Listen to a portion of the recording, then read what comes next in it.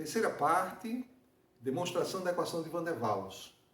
Nós já sabemos o formato da equação do gás ideal com a primeira modificação de Van der Waals, com acréscimo da constante B de Van der Waals, que eu estou chamando de primeira modificação de Van der Waals. Na aula anterior, nós vimos que essa constante B, ela corrige o efeito do tamanho molecular, ela corrige também as forças repulsivas. Mas não foi suficiente essa modificação, e nós já vimos, ao avaliarmos o gráfico Z versus P do gás hidrogênio, comportamento do gás hidrogênio, a uma temperatura de 0 graus Celsius. Nós vimos também o comportamento do gás nitrogênio.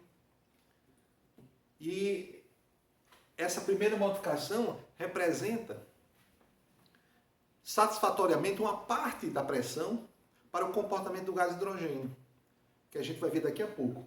Mas nós vimos na aula passada que não complementa toda a explicação e não explica todos os outros comportamentos dos gases. Então precisamos fazer algo mais.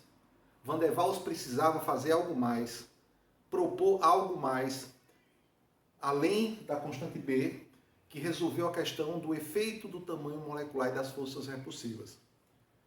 E qual foi o raciocínio dele? Ora, ele precisa de uma expressão matemática, ele precisa de uma equação de estado que faça a previsão da liquefação dos gases. Faça a previsão também da temperatura crítica. Então, para isso, ele tem que estar observando os resultados experimentais. Nós já sabemos, por exemplo, que o gás hidrogênio tem esse comportamento a 0 graus Celsius, de 0 a 200 atm. A fator de compressibilidade com relação à pressão do gás hidrogênio tem esse comportamento aqui, ó, uma curva sempre crescente. Então esta curva representa o gás hidrogênio. A primeira modificação contempla uma parte dessa curva, como nós vimos na aula anterior. Mas nós temos também o comportamento do gás nitrogênio. Então, o gás nitrogênio, o comportamento é esse aqui, ó. Então, esse é o comportamento do gás nitrogênio. A curva Z em função de P para o gás nitrogênio começa com valores menores do que 1. O hidrogênio sempre tem valores maiores do que 1, aquela temperatura de 0 graus Celsius. Mas o nitrogênio começa com valores menores do que 1. Então a primeira modificação sinaliza o comportamento do hidrogênio, mas não sinaliza o comportamento do gás nitrogênio. O gás metano também tem um comportamento muito próximo do gás nitrogênio, começando com valores menores que 1 para uma faixa de pressão aqui relativamente baixa. Então, por exemplo, até uns 50 atm a 0 graus Celsius, o fator de compressibilidade, tanto para o nitrogênio quanto para o metano, são valores menores do que 1. Então, novamente, o gás hidrogênio tem um comportamento, esses dois gases, gás nitrogênio e gás metano, têm outro comportamento, sobretudo para valores de pressões abaixo de 50 atm. Mas tem mais um gás. Nós temos o CO2. O CO2 tem esse comportamento aqui, ó. Ou seja, a inclinação das curvas Z versus P para o CO2, a inclinação é mais negativa ainda. O coeficiente angular das curvas Z versus P para o nitrogênio, para o metano e para o CO2, são todos os coeficientes lineares iniciais aqui, são todos negativos, mas o CO2 é mais negativo ainda. Então, o raciocínio de Van der Waals foi analisar por que esses três gases têm esse comportamento que difere do gás hidrogênio. O que é que o gás hidrogênio tem de observações experimentais que esses três outros não têm? Ou vice-versa. E uma informação que já se conhecia na época da realização do doutoramento de Van der Waals era que o gás nitrogênio, o gás metano e o CO2 se liquefaziam com mais facilidade do que o gás hidrogênio. A temperatura de liquefação desses três gases digamos assim, é maior do que a do gás hidrogênio. A temperatura de liquefação do gás hidrogênio é baixíssima, se aproxima do 0 Kelvin. Então, será que o que está faltando nesta expressão aqui, nessa equação de estado, não é algo que está relacionado com a liquefação dos gases? E que o comportamento do hidrogênio, como tem valor de Z maiores do que 1, esse comportamento, valores maiores do que 1, está associado porque o gás hidrogênio já tem essa dificuldade de liquefação, que o tamanho da molécula, o tamanho molecular, esse fator pode ser predominante no comportamento do gás hidrogênio, e nos demais gases tem outro comportamento predominante, que existe uma disputa do efeito do tamanho molecular com outro fator que está associado à liquefação, e essa competição para o gás hidrogênio, quem ganha é o efeito do tamanho molecular. Para os demais gases, o outro efeito pode ganhar essa competição. Pois bem, o que é que está ligado à liquefação dos gases? O que é que está ligado à liquefação dos gases? Podemos pensar, antes de liquefazer um gás, vamos pensar na vaporização de um líquido. O que é que nós precisamos para liquefazer um líquido? Nós precisamos fornecer uma energia de vaporização para uma determinada temperatura do líquido. Tá? Ou melhor, no ponto de ebulição, nós precisamos fornecer uma energia de vaporização. Ao retirar essa energia de vaporização, no caso do vapor, o vapor liquefaz. Ao retirar essa energia de vaporização de um gás, o gás se liquefaz.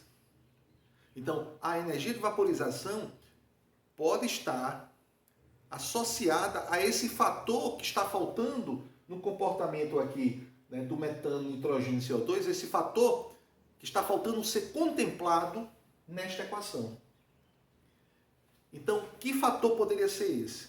O que, por exemplo, nos orienta que um determinado líquido tem uma energia de vaporização menor e um determinado líquido tem uma energia de vaporização maior?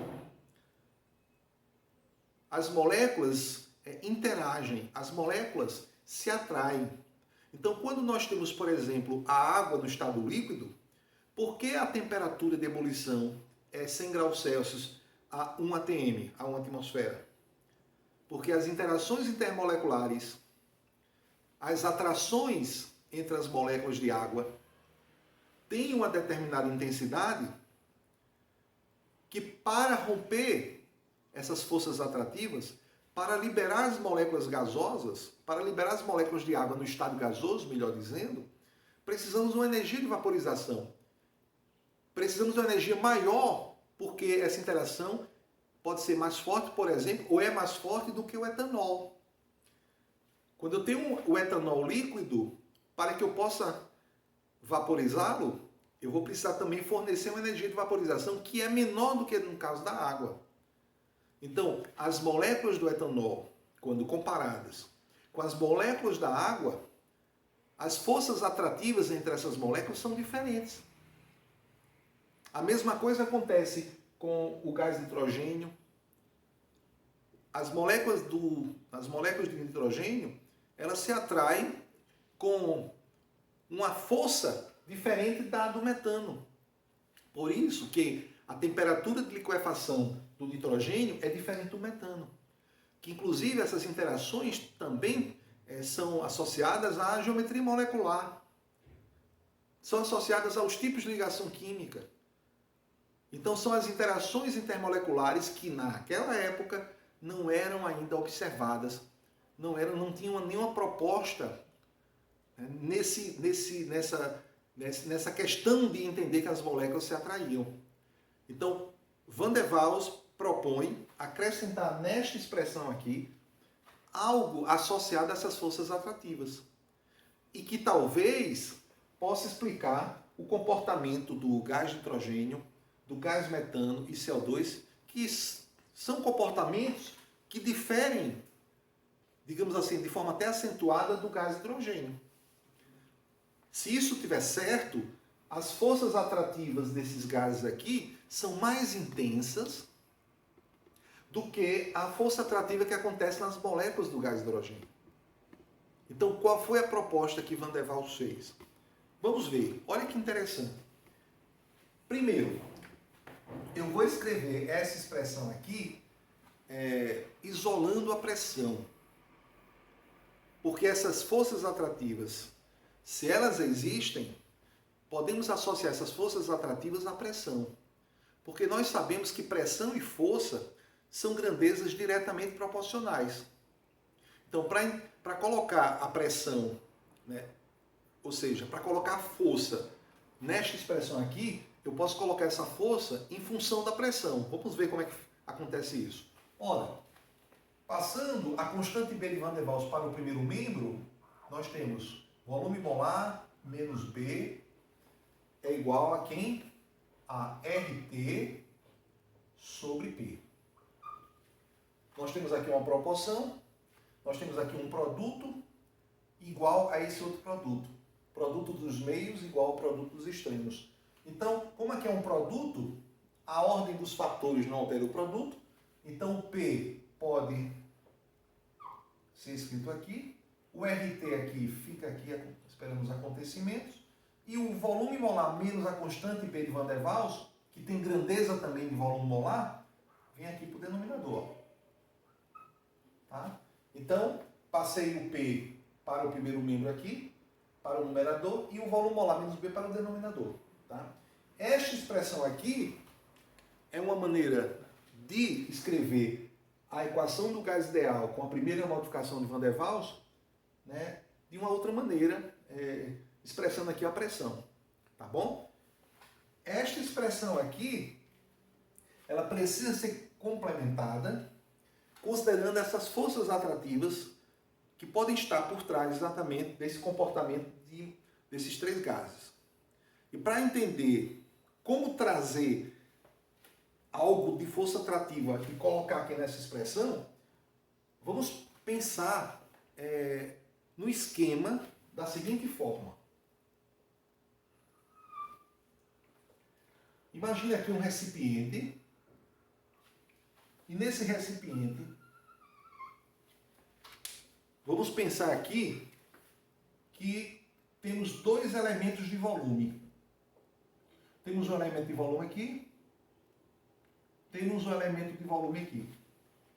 Esses dois elementos de volume, eu vou chamar esse elemento de volume V1, esse elemento de volume V2. Imaginando que as moléculas se atraem, no estado líquido elas estão mais próximas, a atração é mais forte. No estado sólido elas estão mais próximas ainda, essa atração é mais forte ainda. No estado gasoso as moléculas estão mais afastadas, essas interações, essas forças atrativas diminuem de intensidade. Tá? Mas vamos imaginar aqui, hipoteticamente aqui, que eu tenho esse recipiente aqui, tá, preenchido com a amostra gasosa. E aqui eu seleciono dois elementos de volume. Vou colocar uma molécula aqui e vou colocar uma molécula aqui nesse segundo elemento de volume. Tá? Imaginando que vai acontecer uma atração entre essas duas moléculas, vamos chamar essa atração de força, vamos chamar aqui de F. Então, a molécula que está no elemento de volume 1 atrai a molécula que está no elemento de volume V2 e vice-versa. Então, esta molécula aqui, hipoteticamente, atrai essa outra e esta aqui de forma simultânea, também atrai essa outra. Perfeito.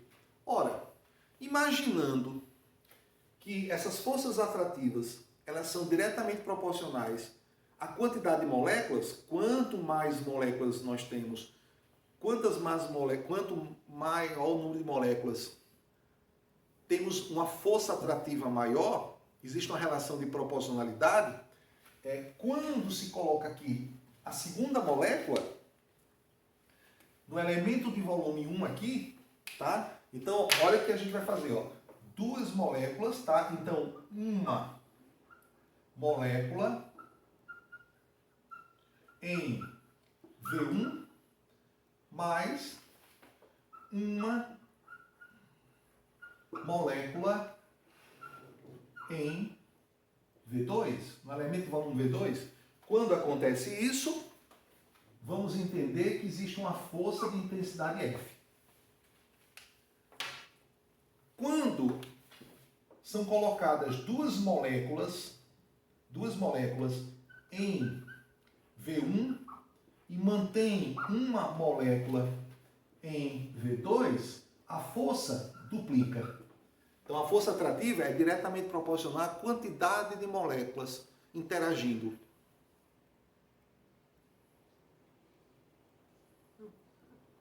Então, se eu colocar 3 moléculas em V1 e continuar uma molécula no elemento de volume V2, a força triplica. O contrário também é verdade. Isto é, se ao invés de colocar 2, 3 moléculas em V1 e manter apenas uma molécula em V2, vamos fazer o contrário? Então agora vamos deixar uma molécula apenas no elemento de volume V1. E agora eu vou colocar 2 moléculas aqui no elemento de volume V2. 2 moléculas. E aí eu tenho o quê? Duplica também a força. Só para ficar igual nos 2 elementos de volume, vamos colocar também aqui a terceira molécula em V2, mantendo uma molécula em V1. E aí eu tenho também o que é de se esperar, que existe essa proporcionalidade, a força triplica. O que é que nós percebemos aí, nesse esquema? Imaginando essas moléculas se atraindo. O que é que nós percebemos aqui?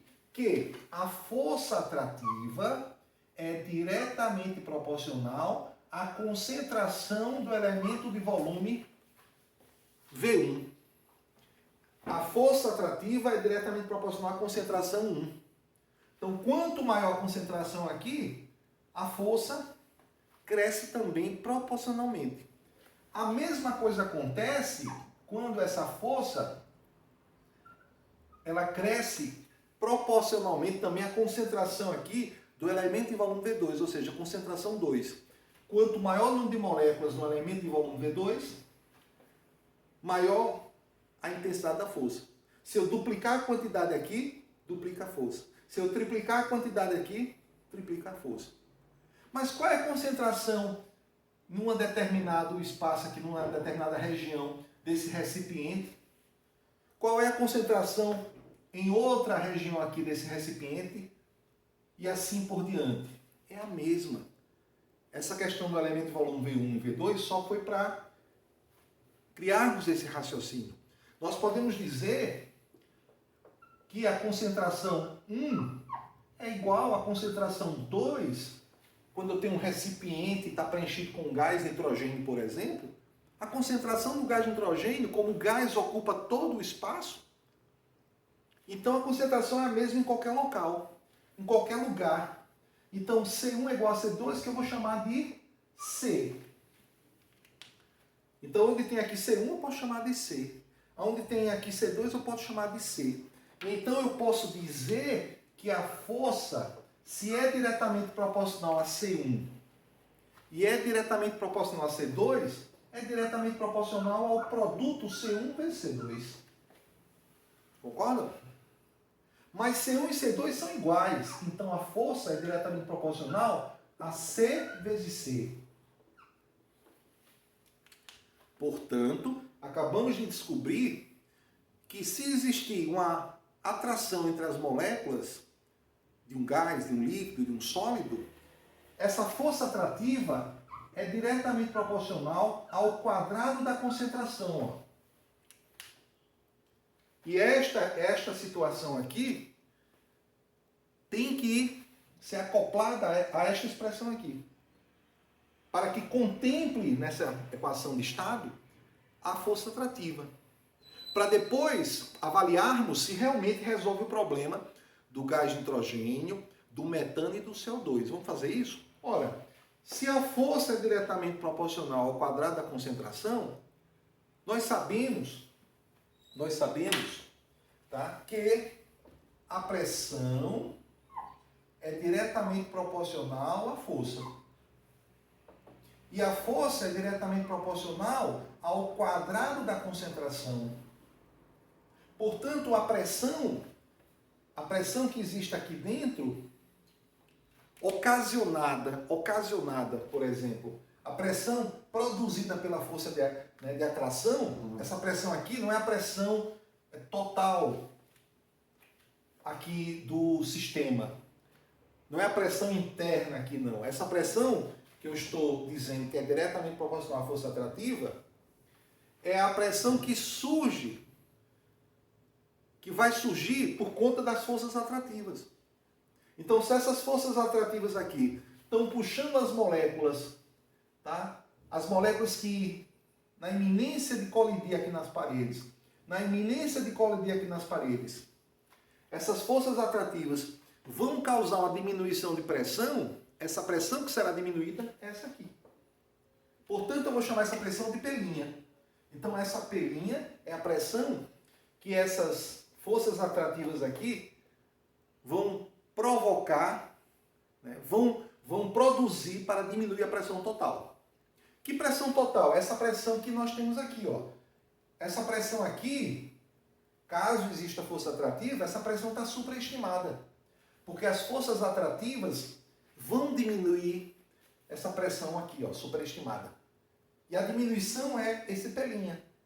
Tá? Então podemos escrever que P' é diretamente proporcional ao quadrado da concentração. P', pressão produzida pelas forças atrativas. Ora, quem é concentração? Eu vou usar concentração, número de mols por volume. Vamos usar? Então, a pressão produzida pelas forças atrativas, que vai provocar uma diminuição da pressão aqui do sistema, que é representada agora, neste momento, por essa expressão, ela vai ser o quê? Ó? Ela vai ser diretamente proporcional ao número de mols sobre o volume. Como aqui está ao quadrado, tudo ao quadrado. Tá? Olha que interessante. Número de mols sobre volume, concentração. Mas nós conhecemos, no estudo dos gases, e que está inclusive aqui nessa expressão, algo que é dado por volume sobre número de mols. O que é volume sobre número de mols? Nós sabemos que o volume molar é volume sobre número de mols. Isto é o inverso disso. Ó. Tá? Então nós podemos associar a essa pressão, que é associada às forças atrativas, a algo com volume molar, ou associar diretamente ao volume molar. E aí o volume molar é uma propriedade, é uma grandeza, é uma variável de estado que vai completar essa expressão aqui de forma adequada. Vamos fazer isso? Ó. Olha que interessante. Eu não quero o número de mols sobre o volume. Eu quero o volume sobre o número de mols. Como é que eu faço para que aqui, que nós temos N sobre V, apareça V sobre N? Basta inverter dos dois lados. Olha, eu posso inverter aqui dos dois lados. Então, como é que fica? Ó? Invertendo aqui, eu vou ter aqui, ó, 1 sobre a pressão. Tá? Eu vou inverter desse lado aqui, ó, vai ficar V sobre o número de mols ao quadrado. Tá? Então, neste caso aqui, 1 sobre a pressão é proporcional. O que é V sobre N? Volume molar ao quadrado. Mas como nós queremos acoplar nessa expressão aqui a pressão produzida pelas forças atrativas, que vai entrar aqui subtraindo, eu vou inverter novamente, ó, invertendo, aí eu vou ter aqui invertendo dos dois lados, não altera a igualdade, ou a proporcionalidade no caso aqui, e aí eu tenho que a pressão que vai diminuir aqui a pressão total, o decréscimo de pressão que vai ocorrer aqui com essas forças atrativas, considerando essas forças atrativas, que não tinham sido consideradas até então, tá? Vai produzir uma pressão diretamente proporcional ao inverso do quadrado do volume molar. E aí eu pergunto a vocês, como eu transformo uma proporcionalidade numa igualdade? Ora, transformar uma proporcionalidade numa igualdade, eu acrescento uma constante de proporcionalidade. Então vamos acrescentar essa constante de proporcionalidade. Tá? Eu vou usar esse espaço aqui para escrever a pressão P' que surge por conta das forças atrativas, que por conta das forças atrativas vai ocasionar aqui uma diminuição de pressão, porque as moléculas que iriam colidir com as paredes do recipiente, no momento que essas forças atrativas chegam, elas vão colidir, mas com menos intensidade, e a colisão das moléculas com as paredes do recipiente geram pressão, e se essas colisões acontecem com menos intensidade, por conta das forças atrativas, essa pressão é diminuída. Então essa pressão aqui, né, que é a diminuição que que a pressão total vai sofrer aqui, vai ser igual, ó, vou transformar aqui numa igualdade, ó. Para transformar isso aqui numa igualdade, nós colocamos uma constante de proporcionalidade. E eu repito aqui, o inverso do quadrado do volume molar. Olha que interessante, ó. Surgiu aqui, pessoal, uma expressão muito importante, que às vezes aparece nos livros, aparece nas aulas, né, sem mostrar de onde veio. E nós passamos a usar essa expressão. Aqui nós estamos acompanhando a construção. Tá? Então vou apagar aqui o quadro para a gente acrescentar essa expressão aqui na expressão que nós temos apenas com a primeira modificação de Van der Waals. Tá? Só aqui para apagar o quadro.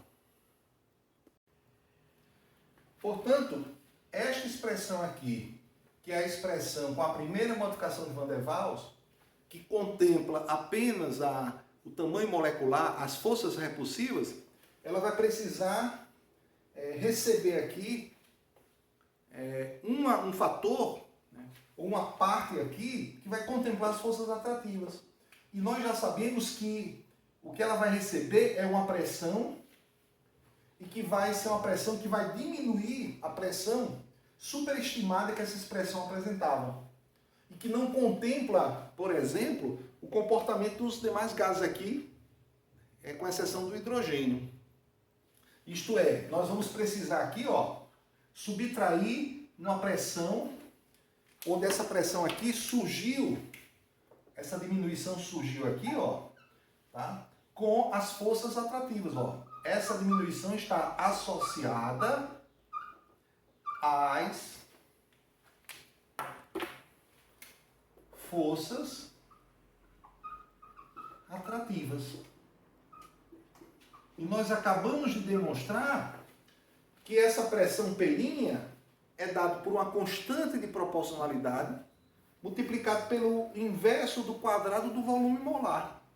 Então, ao acrescentar nessa expressão aqui esse componente aqui, nós vamos ter o quê? Ó? Pressão de um gás agora, contemplando o tamanho molecular, ou podemos chamar também de forças repulsivas, representado por este quociente por conta da constante B de Van der Waals, agora vai ter um complemento aqui, ó, que é o P', que é a constante aqui A de Van der Waals, ou seja, neste momento surge a segunda constante de Van der Waals.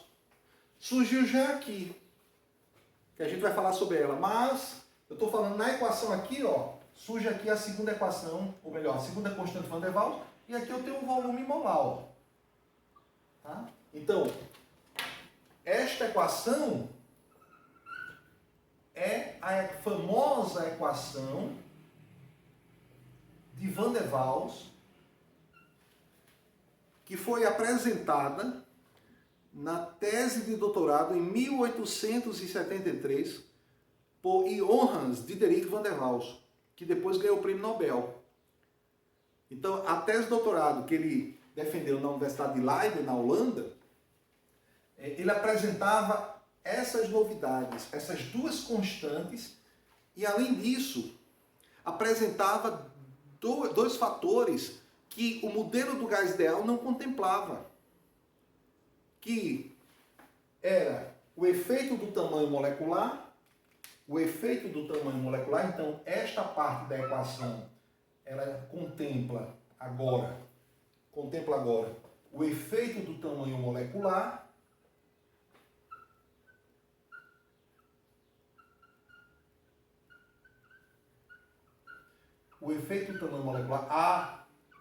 as moléculas agora têm um tamanho finito. As moléculas ocupam espaço. A molécula do gás hidrogênio tem um tamanho diferente da molécula do metano. Isto vai influenciar no comportamento desses dois gases. E a outra parte, esse quociente aqui que nós demonstramos nesta aula, tem a ver com o quê, pessoal? É o efeito das forças atrativas. Certo? E um detalhe importante, e quem é essa constante de Van der Waals? Ela é apenas uma constante de proporcionalidade ou ela tem um significado físico? A constante B de Van der Waals tem um significado físico. É diretamente proporcional ao volume da molécula. Quanto maior o valor de B, maior é o tamanho molecular. Nós já vimos que, por exemplo, a constante B de Van der Waals para o dióxido de carbono é com certeza, e vocês podem procurar nas tabelas termodinâmicas, que o valor de B para CO2 é maior do que o volume de B do N2, do que o volume B, a constante B de Van der Waals para o metano, para o gás hidrogênio. Por quê? Porque a molécula do CO2, a molécula linear do CO2, um carbono no centro e dois átomos de oxigênio, ela é muito maior do que as demais moléculas aqui. Portanto, o B do CO2 é maior do que as demais. Então, o B a gente já entendeu. E qual é o significado físico da constante A de Van der Waals que surgiu aqui? Importante dizer que as duas constantes são positivas. Nós não podemos encontrar constantes de Van der Waals negativas. O B, pelo motivo de ser um volume molar a 0 Kelvin. Não existe volume negativo. O A, porque o A tem a ver com a energia de vaporização. O A está associado às forças atrativas, é uma constante de proporcionalidade, onde o A e o B, as duas, são valores que nós vamos obter experimentalmente.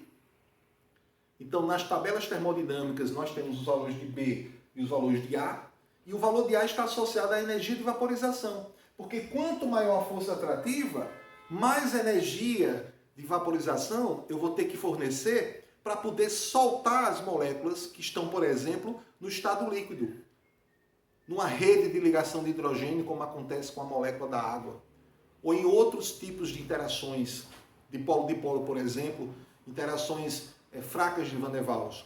Então, a constante A tem a ver com a energia de vaporização. Tá? E outro detalhe que eu gostaria de chamar a atenção de vocês é a unidade de A. Porque nós já sabemos que a unidade de B é a mesma unidade, nós sabemos que o volume molar ele é igual à constante B, isto a 0 Kelvin, Então, a unidade do volume molar, eu estou usando aqui colchete para representar a unidade. A unidade do volume molar é a mesma unidade da constante B de Van der Waals. Nós sabemos que a unidade de volume molar, está aqui ainda, ó, é unidade de volume sobre unidade de mols. Ou sobre mol, né, melhor dizendo. Então essa unidade aqui vai ser litro por mol, ou metro cúbico por mol, e assim sucessivamente. Agora, qual é a unidade do A, da constante A de Van der Waals, para a gente fechar essa parte aqui? E depois a gente vem discutindo outras informações importantes. Vamos testar essa expressão depois, na próxima aula. Será que essa expressão vai responder bem, vai conseguir responder satisfatoriamente os comportamentos experimentais de todos esses gases aí? Então a gente vai analisar na próxima aula. Mas aqui eu vou dizer a vocês que a unidade de A, da constante A de Van der Waals, ela tem que ser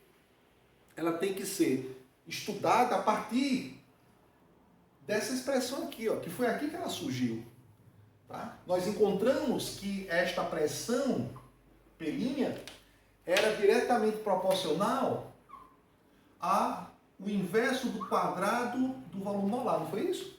Então, eu tinha essa proporcionalidade. E a gente transforma essa proporcionalidade numa igualdade. Então, o A surgiu aqui. O A não surgiu aqui. Né? O A surgiu naquela expressão aqui do P'. Então, é aqui que eu vou tirar a unidade de A. Então, quem é a unidade de A? Percebemos que a unidade da constante A de Van der Waals vai ser igual, ó, produto dos meios igual ao produto dos extremos. Então, o A vezes 1 é o A, e vai ser igual a esse produto aqui, ó. E eu vou usar colchete para representar as unidades. Vai ser a unidade de pressão, vou chamar a pelinha aqui, porque é o que está aqui, multiplicado pela unidade do volume molar ao quadrado, ó, ao quadrado. Então, de onde eu tirei essa expressão? Produto dos meios igual ao produto dos extremos. A é igual a esse vezes esse. A pelinha vezes volume molar ao quadrado.